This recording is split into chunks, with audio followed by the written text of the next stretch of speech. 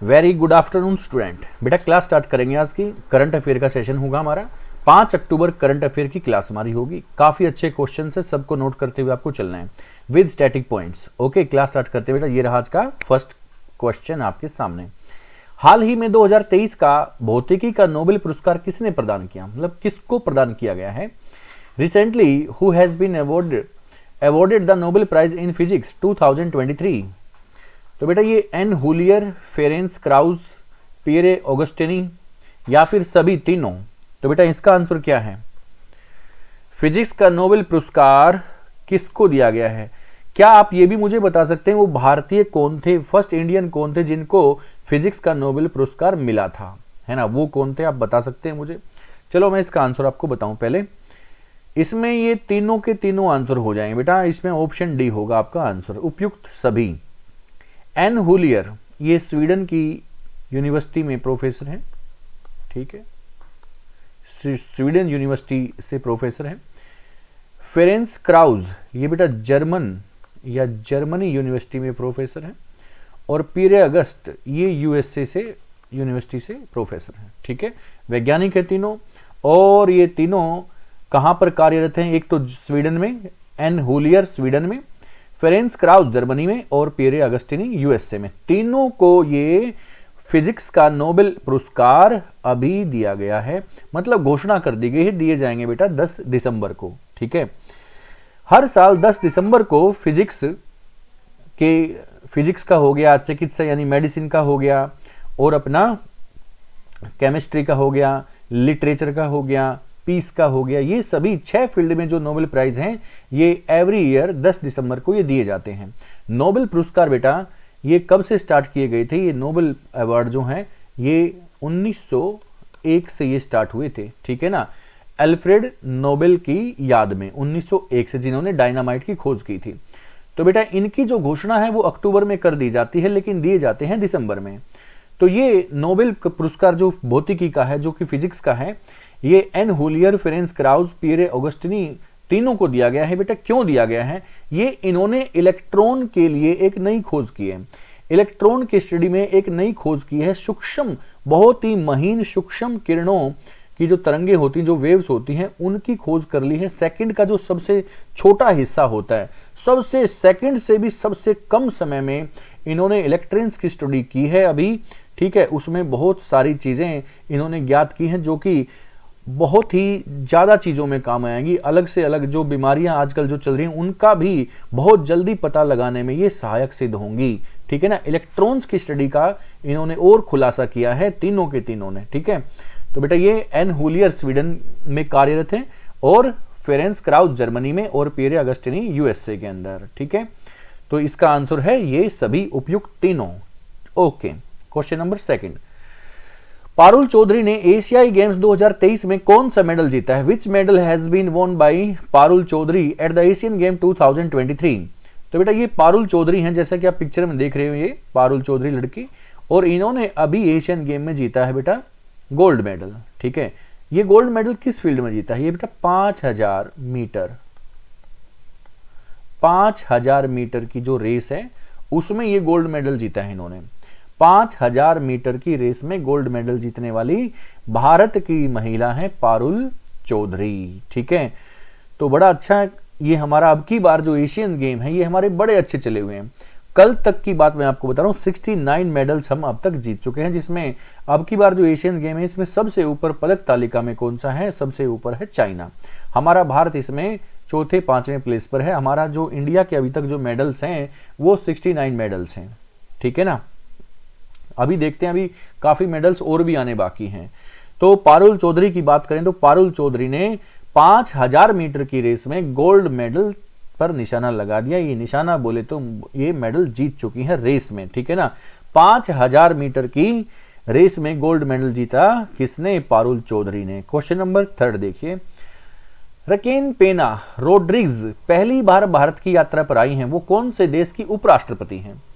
तो बेटा ये कौन से देश की उपराष्ट्रपति हैं? ये अभी पहली बार इंडिया आई हैं। तो बेटा आंसर क्या है? सुनिए, ऑप्शन सुनिए पहले। जर्मनी, डोमिनिकन गणराज्य, सी नाइजर, या फिर डी इनमें से कोई नहीं। तो बेटा इसका आंसर है ऑप्शन बी, डोमिनिकन गणराज्य, डोमिनिकन गणराज्य। डोमिनिकन गणराज्य इसका आंसर होगा। ओके, तो बेटा ये डोमिनिकन गणराज्य है, डोमिनिकन जो रिपब्लिक है, ये कौन सी कंट्री, कौन से कॉन्टिनेंट में है? ये है बेटा north America, north America continent की कंट्री है। उत्तरी अमेरिका महाद्वीप का एक देश है, कैरिबियन कंट्री है ये। डोमिनिकन गणराज्य एक कैरिबियन कंट्री है। कौन से कॉन्टिनेंट में है? ये नॉर्थ अमेरिका कॉन्टिनेंट में है। ठीक है, अभी ये अक्टूबर में 5 अक्टूबर तक, अभी आज तक ये, आज ही का जो दिन था, आज तक ये कहां पर थी? इंडिया में थी, इंडिया की यात्रा पर थी। अभी जो भारत के जो फॉरेन मिनिस्टर हैं एस जयशंकर, वो अप्रैल में इनके देश की यात्रा पर थे। ठीक है, इसीलिए ये हमारे देश की यात्रा में अभी आई है। वैसे हमारे और डोमिनिकन गणराज्य के 25 साल पुराने संबंध हैं।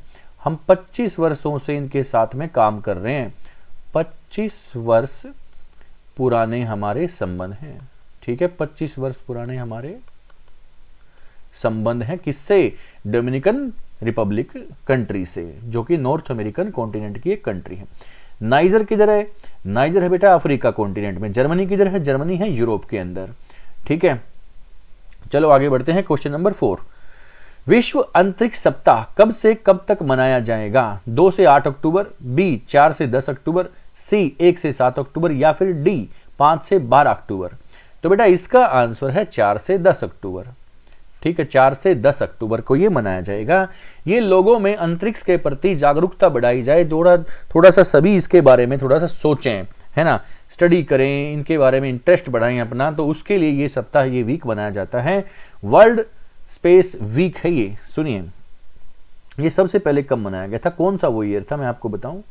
वर्ल्ड स्पेस वीक, WSW, ये सबसे पहले बेटा 1999 में वर्ल्ड स्पेस वीक सेलिब्रेट किया गया था फर्स्ट टाइम 1999। तो ये वीक कब से कब तक मनाया जाता है बेटा? 4 से 10 अक्टूबर को ये मनाया जाता है। थोड़ा सा मैं इसके बारे में आपसे क्वेश्चन कर लूं। सुनिए, देखो जो ये अंतरिक्ष सप्ताह है, अंतरिक्ष में क्या होती है बेटा? गैलेक्सीज होती हैं। गैलेक्सीज कितनी हैं? बहुत सारी गैलेक्सीज हैं। गैलेक्सीज को हिंदी में हम बोलते हैं मंदाकिनी। तो हमारी वाली गैलेक्सी जिसमें सोलर सिस्टम है, उस मंदाकिनी का नाम क्या है? उस गैलेक्सी का नाम क्या है? उसका नाम आपको मुझे बताना है। कितनी गैलेक्सीज हैं? करोड़ों गैलेक्सीज हैं हमारे अंतरिक्ष में। ठीक है, कितनी? करोड़ों गैलेक्सीज हैं यूनिवर्स में, जिनमें से एक हमारी गैलेक्सी की बात करें तो सोलर सिस्टम उस गैलेक्सी का पार्ट है। ठीक है, और क्या सूर्य घूमता है बेटा? यस, सूर्य घूमता है।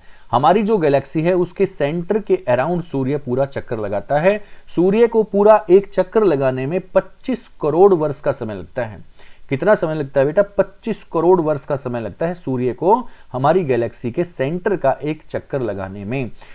ठीक है, उस पूरे एक चक्कर को बोलते हैं बेटा ब्रह्मांड वर्ष, कॉस्मिक ईयर। मैं थोड़ा सा आपको यहां लिखकर बता दूं, क्या बोलते हैं बेटा उसको? Cosmic year, cosmic year. ठीक है, COSMIC, कॉस्मिक ईयर यानी ब्रह्मांड वर्ष किसको बोलते हैं? जब सूर्य हमारी मिल्की वे गैलेक्सी के सेंटर का एक पूरा चक्कर लगा लेगा 25 करोड़ वर्ष में, तब उसको क्या बोला जाएगा? ब्रह्मांड वर्ष, कॉस्मिक ईयर, है ना।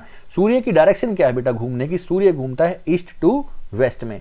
क्या आप मुझे बता सकते हैं कि ऐसे कौन कौन से प्लैनेट हैं हमारे जो ईस्ट टू वेस्ट में मूव करते हैं? यहां पर आपके लिए मैं 2 क्वेश्चन दे रहा हूं बेटा। एक तो हमारी गैलेक्सी का नाम आपको बताना है, चलो मैं यहां लिखता हूं। एक तो हमारी गैलेक्सी का नाम बताना है, एक आपको प्लैनेट बताने हैं। ठीक है, एक आपको ऐसे 2 प्लैनेट बताने हैं जो ईस्ट टू वेस्ट में मूव करते हों, है ना। सूर्य भी ईस्ट टू वेस्ट में मूव करता है, घूमता है। कौन से ऐसे प्लैनेट हैं जो ईस्ट टू वेस्ट में मूव करते हैं और हमारी गैलेक्सी का नाम क्या है, ये आपको मुझे बताना है। ठीक है ना। लास्ट का एक क्वेश्चन था बेटा जो हमारा नोबेल प्राइज के लिए था। देखिए, ये जो नोबेल प्राइज का लिया है, इसमें मैंने आपको एक क्वेश्चन दिया था। ठीक है, इसमें मैंने आपको क्वेश्चन दिया था एक, चलो मैं इसका आंसर खुद ही बता रहा हूं। इसमें मैंने आपको एक क्वेश्चन दिया था कि भारत के ऐसे कौन से वैज्ञानिक थे जिनको फिजिक्स का नोबेल प्राइज मिला था?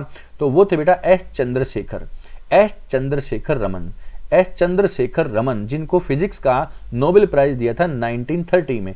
1930 में एस चंद्रशेखर रमन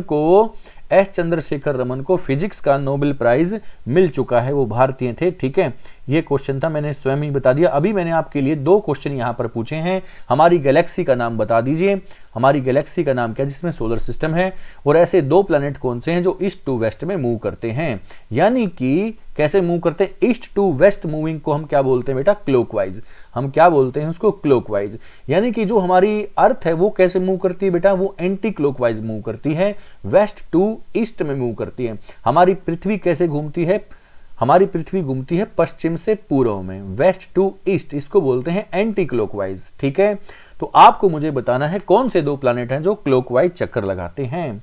ओके, चलो आगे बढ़ते हैं। क्वेश्चन नंबर 5, अनु रानी ने एशियाई गेम्स 2023 में कौन सा मेडल जीता? Which medal has been won by Anu Rani at Asian games? देखिए बेटा, जो प्राइज हैं, जो अवार्ड हैं, इनका सिलसिला बढ़ता ही जा रहा है। अभी देखिए, अनु रानी ने एक और गोल्ड मेडल पर अभी निशाना लगा दिया है ना। इनके हाथ में आपको दिख रहा है कि ये जेवलिन थ्रो है, ये भाला फेंक रही है। ये इन्होंने अभी तक का जेवलिन में, भाला फेंक में भारत का लड़कियों में से ये पहला मेडल है किसी भी अंतरराष्ट्रीय स्तर पर। क्योंकि नीरज चोपड़ा को तो सब जानते हैं, है ना। नीरज चोपड़ा जेवलिन थ्रो में वर्ल्ड चैंपियन रह चुके हैं, ओलंपिक चैंपियन भी रह चुके हैं, लेकिन महिलाओं में आप लोग नहीं जानते अभी। तो महिलाओं में बेटा ये बहुत इंपॉर्टेंट क्वेश्चन आपके लिए बन गया। अनु रानी ने एशिया गेम्स में 2023 में गोल्ड मेडल जीता है, किसमें, जेवलिन थ्रो में, भाला फेंक में। ये पहली महिला बन चुकी जिसने भाला फेंक में गोल्ड मेडल जीता हमारे एशियन गेम में। ठीक है, बहुत अच्छा, बहुत इंपॉर्टेंट क्वेश्चंस है। अभी बहुत सारे क्वेश्चन अभी बनने जा रहे हैं। रोज हमारे जो भी खिलाड़ी हैं, रोज कभी गोल्ड, कभी सिल्वर, कभी ये सिलसिला चला ही हुआ है।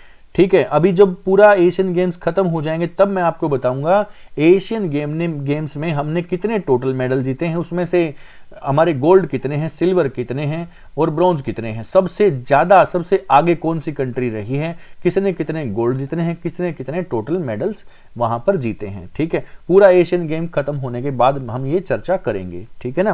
क्वेश्चन नंबर 6 देखिए, मध्य संयुक्त अभ्यास संप्रीति 11 भारत और बांग्लादेश की सेनाओं के बीच हाल ही में कहां शुरू हुआ है? Where has the joint exercise Sampriti 11 started between the armies of India and Bangladesh? तो बेटा ये कौन से देशों के बीच में, ये भारत और बांग्लादेश के बीच में है। ये कहां पर स्टार्ट हो गया? क्या इसका आंसर राजस्थान है, या मध्य प्रदेश है, या मेघालय है, या तमिलनाडु है? बेटा इसका आंसर है मेघालय। इसका आंसर क्या है? मेघालय। ठीक है, इसका आंसर है मेघालय। ओके, तो मेघालय में बेटा ये शुरू हो गया है अभी। मेघालय की कैपिटल है शिलोंग। क्या कैपिटल है मेघालय की? शिलोंग। मेघालय में बेटा 3 यहां पर पहाड़ियां हैं, बहुत इंपॉर्टेंट है, गारो, खासी और जैंतिया।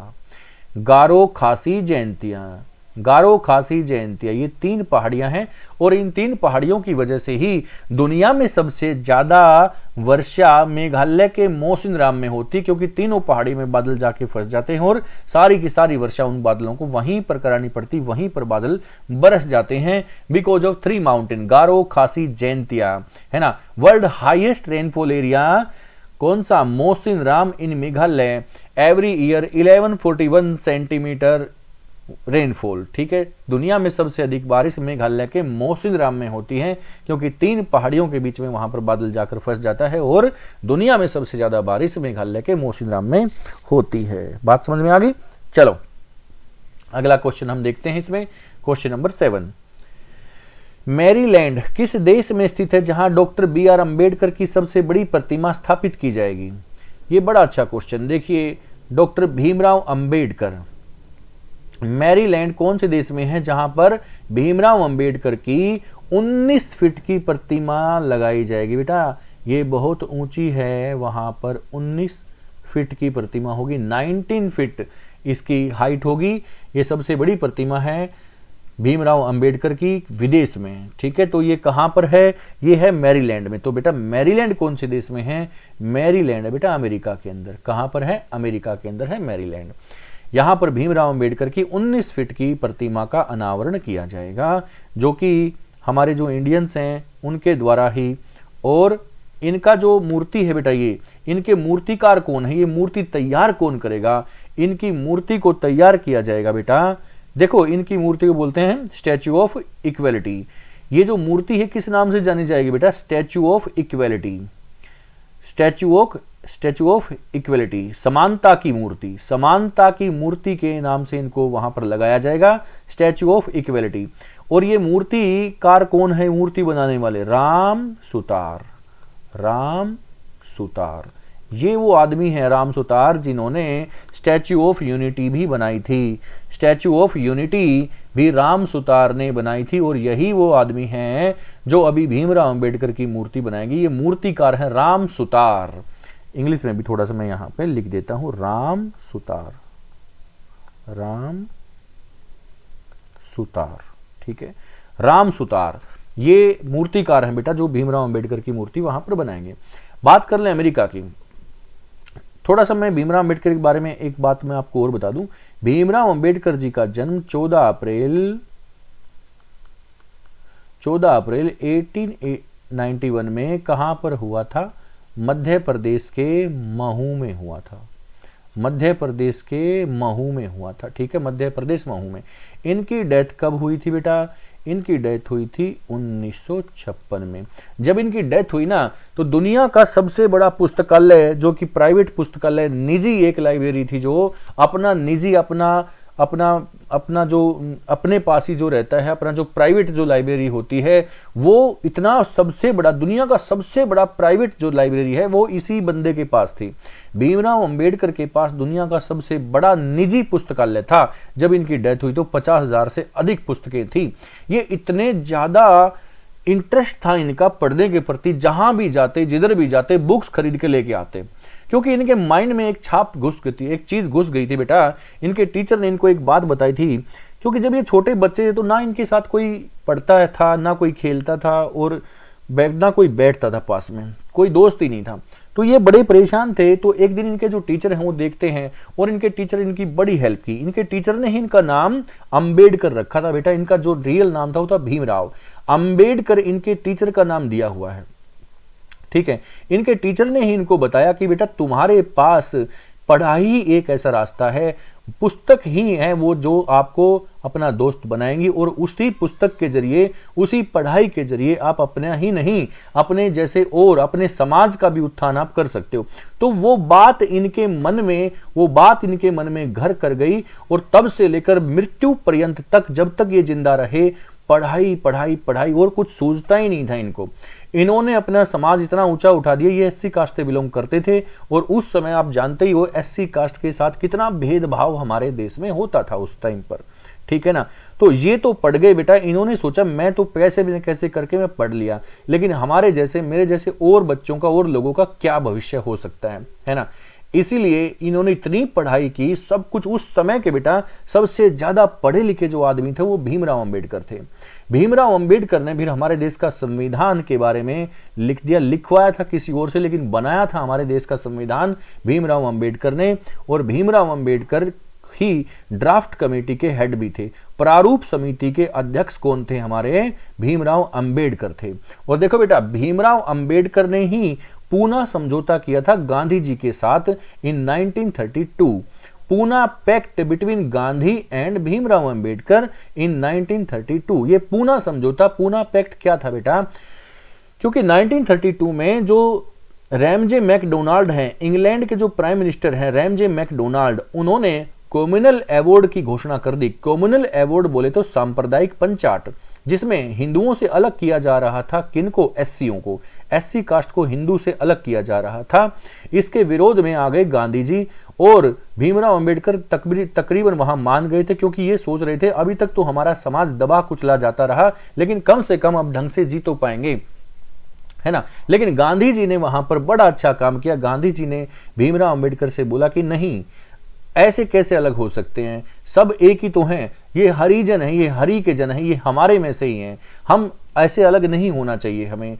तो भीमराव अंबेडकर उनकी बात को मान गए। लेकिन कैसे माने, गांधी जी ने उनकी जो सीटें हैं आजादी के बाद भी, आजादी के 10 साल बाद भी रिजर्वेशन रिजर्व की जाएंगी उनकी सीटें, ठीक है ना। गांधी ने बोला कि हमारा जब देश आज़ाद हो जाएगा उसके आज़ादी के 10 साल बाद भी आपकी कास्ट की जो सीटें हैं वो आरक्षित रहेंगी, रिजर्व रहेंगी वो सीटें, ठीक है। तब जाके भीमराव अंबेडकर माने। ये था पूना पैक्ट, पूना समझौता इन 1932 बिटवीन गांधी एंड भीमराव अंबेडकर।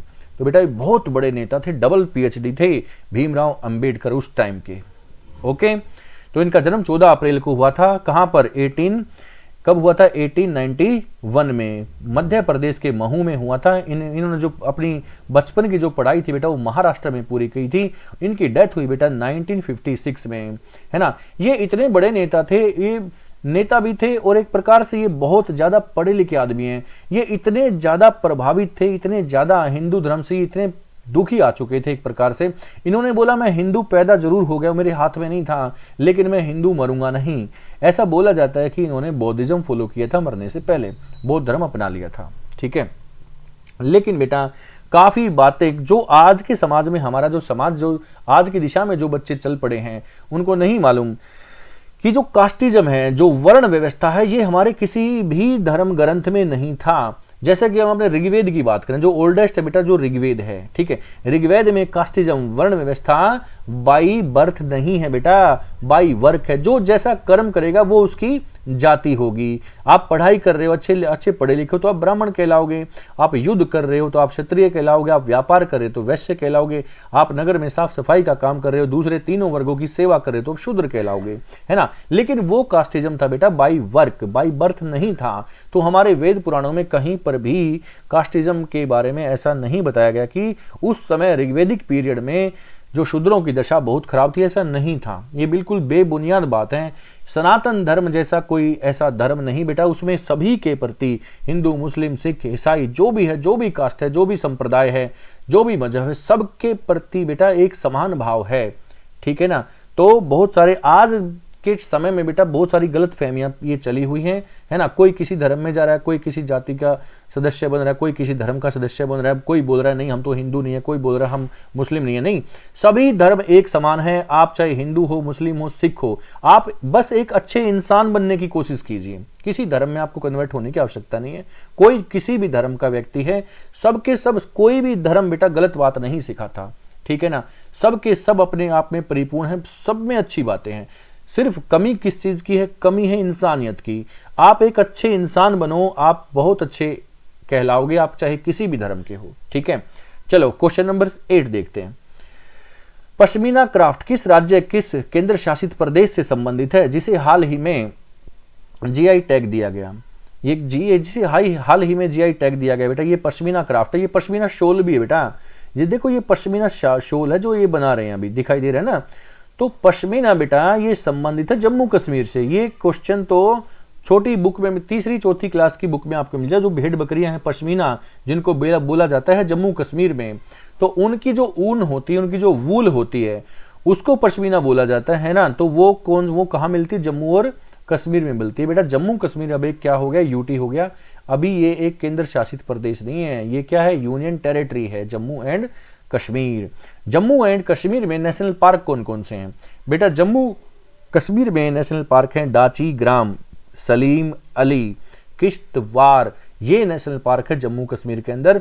बेटा जम्मू कश्मीर के अंदर ट्राइब कौन सी है बेटा? बक्करवाल, चांगपा। जम्मू कश्मीर की जनजातियां हैं बक्करवाल और चांगपा। बहुत अच्छे पॉइंट मैं आपको बता रहा हूं, ठीक है, ओके। अब बात कर लेते हैं मणिपुर की। देखो मणिपुर की बात करें तो मणिपुर के अंदर बेटा एक तैरता हुआ नेशनल पार्क बताया जाता है। कौन सा? Keibul Lamjao. Keibul Lamjao, Keibul Lamjao, Keibul Lamjao. It is a floating national park in Manipur, ठीक है। ये तैरता हुआ नेशनल पार्क है बेटा मणिपुर के अंदर। बहुत अच्छा क्वेश्चन है, कई बार पूछा गया है। केईबुल लामझाओ नेशनल पार्क है, तैरता हुआ फ्लोटिंग नेशनल पार्क है। इसके अराउंड बेटा लोकटक नदी, लोकटक झील का पानी है। लोकटक झील का पानी है, इसलिए ऐसा लगता है कि तैरता हुआ है ना। तैरता हुआ नेशनल पार्क बोला जाता है केईबुल लामझाओ। इसी के अंदर पाया जाता है dancing dear. Dancing dear Manipur, यही वो मणिपुर है जहां पर बेटा दंगे भी फैले हुए थे, क्योंकि 3 यहां पर जनजाति है, मैतेई, कुकी और नागा, मैतेई, कुकी, नागा। मैतेई बहुसंख्यक है, नागा और कुकी अल्पसंख्यक कम है। इन दोनों में झगड़ा हो गया तो बहुत सारे आदमियों की वहां पर जान चली गई है मणिपुर के अंदर। केरला के पॉइंट्स मैं अपनी हर एक क्लास में बोलता हूं, तो बहुत सारे केरला के पॉइंट्स हैं, किसी भी क्लास में जाके आप देख लीजिए। ओके, चलो question number 9। Global India award पाने वाली पहली महिला हाल ही में कौन बनी? बेटा ये जो चित्र आप देख रहे हो ना, ये बहुत बड़ी लेखिका है भारत की, ठीक है ना, बहुत बड़ी लेखिका है भारत की, जिनका नाम है सुधा मूर्ति। सुधा मूर्ति है ना, इनको अभी टोरंटो में अभी इनको ग्लोबल इंडिया अवार्ड से नवाजा गया है, टोरंटो के अंदर, है ना। इंडो कैनेडियन जो एक समूह है उसके प्रति, है ना, उन्होंने इनको एक अवार्ड दिया है, ग्लोबल इंडिया का प्राइज दिया है। किसको? सुधा मूर्ति को। लेखिका है बेटा, है ना, तो बहुत बड़ा इनाम माना जाता है सुधा मूर्ति। भारत में 2006 में इनको पद्मश्री, पद्म भूषण, पद्मश्री अवार्ड भी इनको मिल चुका है 2006 के अंदर। सुधा मूर्ति को बेटा बहुत बड़ी लेखिका है। ऐसे ही अरुंधति रॉय हैं, ऐसे ही अपने बहुत सारे ऐसे, देखो आपके क्वेश्चन के बारे में, आपके जो पेपर हैं उसमें बेटा एक जो राइटर है उनका भी एक क्वेश्चन जरूर आता है। कोई ऑथर पूछ लेगा, कोई पुस्तक पूछ लेगा, कोई राइटर पूछ लेगा, या फिर किसी राइटर की कौन सी बुक है ये आपसे पूछ लेगा। यहां से एक क्वेश्चन जरूर बनेगा बेटा किसी भी राइटर के लिए, किसी भी पुस्तक के लिए, करंट में जो फिलहाल जो चले हुए हैं, है ना। तो यहां पर ये सुधा मूर्ति जो लेखिका है, बहुत अहम ये क्वेश्चन है। ग्लोबल इंडिया अवार्ड पाने वाली भारत की पहली महिला हाल ही में बनी सुधा मूर्ति, है ना, जिनको पद्मश्री भी मिल चुका है। चलो क्वेश्चन नंबर 10। एशियन गेम 2023 में नीरज चोपड़ा ने कौन सा पदक जीता है? बेटा नीरज चोपड़ा का नाम आते ही तो हम गोल्ड पे जाएंगे। कौन सा मेडल जीता है? गोल्ड जीता है अभी हाल ही में। कितने मीटर का भाला फेंका है? 88.88 मीटर का भाला फेंका है। 88.88 मीटर का भाला फेंक दिया इन्होंने। चीन के हांगझो में 19वें एशियन गेम में चाइना में होंगझू में गोल्ड मेडल प्राप्त किया है नीरज चोपड़ा ने। 88.88 मीटर का भाला इन्होंने फेंका है ना। कमाल की बात है, नीरज चोपड़ा रुकने का नाम नहीं ले रहे, सबसे बड़े खिलाड़ी बनकर उभरे हैं, है ना। चलो बेटा आज की क्लास यहीं पर हम ओवर करते हैं। बहुत ही अच्छे क्वेश्चन, इन सबको नोट करते हुए चलें। कल की जो क्लास होगी उसमें मैं आपको बताऊंगा अभी तक भारत ने एशियन गेम में कितने मेडल हमने जीत लिए हैं, ठीक है, कितने गोल्ड हैं, कितने सिल्वर हैं। तो अभी और भी जो हमारे जो बहुत सारे खिलाड़ी हैं वो अभी मेडल जीत रहे हैं ना, कल उनका हम डाटा पेश करेंगे आपके सामने। चलो क्लासेस को बेटा लाइक शेयर करना बिल्कुल ना भूलें। ओके, जो मैंने क्वेश्चंस आपको पूछे, मैंने क्वेश्चन फिर से सुन लीजिए, मैंने क्या क्वेश्चन पूछे हैं। भारत के हमारा जो सोलर सिस्टम है, सौर मंडल है, वो कौन सी गैलेक्सी के अंदर है, तो उस गैलेक्सी का नाम आपको बताना है, ठीक है ना। दूसरा क्वेश्चन मैंने पूछा है हमारे कौन से ऐसे प्लैनेट हैं जो ईस्ट टू वेस्ट में मूव करते हैं, पूर्व से पश्चिम में कौन से ग्रह घूमते हैं, ये आपको आंसर देना है मुझे। चलो क्लासेस को लाइक शेयर करते रहें, मिलते हैं बेटा नेक्स्ट सेशन में। Thank you very much.